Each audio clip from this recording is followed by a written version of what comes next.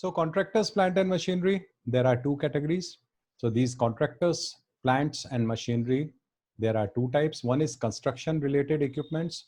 Other is your material handling equipments. Construction related equipments are these: excavators, road rollers, wet mix, hot mix plants, concrete pumps, graders, pavers, DG set. These are all construction related. And these are material handling, your cranes, forklifts, conveyors, chain pulley blocks. And this is not a complete list. This is just an indicative list. Okay, there is a big list given in the tariff. Okay. And you should know whether it is falling under material handling category or construction. It does not make much difference because in tariff, rates are given separately. But again, this policy is again under your de-tariffing scenario. So people are free to allow any discount they want. And companies are, due to unhealthy competition, companies are giving a lot of discounts under this policy.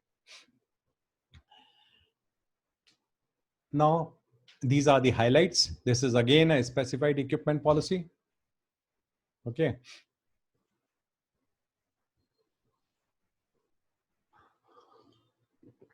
Coverage is provided to all contractors, plant and machinery. Cover it starts from successful commissioning at site. During transit, CPM will not work. It will start once the machinery is assembled. Sometimes machinery is supplied to the construction site in parts. So it requires installation or commissioning of the machinery. And big machineries, big cranes, they are assembled at the construction site. Okay. So once assembling is done, it is commissioned and ready to work, then your cover starts, not before that. Policy to be issued only in favor of the insured owner. Financial institutions, their interest can also be incorporated in the policy. Then fundamentals, there are fundamentals like your other policies. What is the basis of sum insured? It is the repetition of same thing. The sum insured must represent the present day replacement value of similar new item, inclusive of freight, duty, tax, cost of erection, same at par with your electronic equipment, at par with your MBD. This condition is common in all annual engineering policies.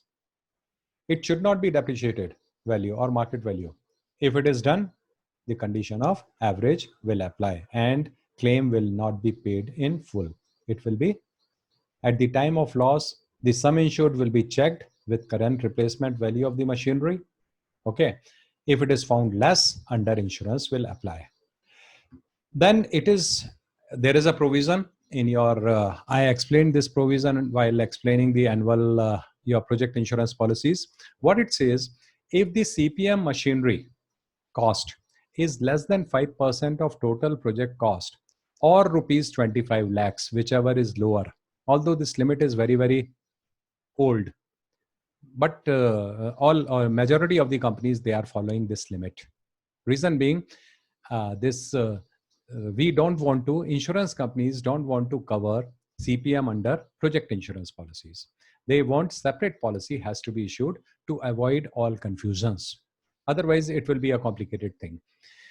But the policy, there is a provision, if it is a small value, less than 25 lakhs or less than 5% of total project cost, then there is no need to take separate CPM policy. It will go under your main CAR or EAR policy.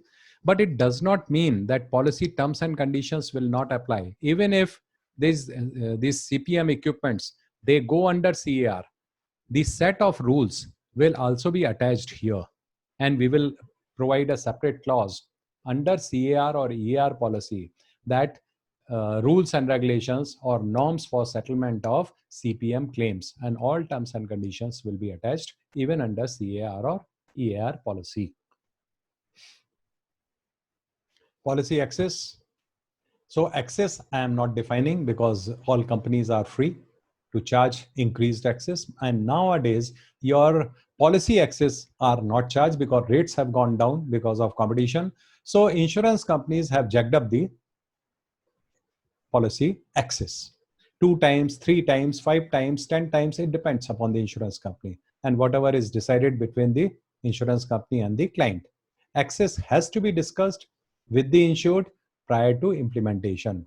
And if it is done arbitrarily, if it is not discussed, excess is higher excess if it is not inserted in the policy with the consent of the client, then in that case it can be challenged. An insurance company cannot apply higher excess unless you take the written consent from the client.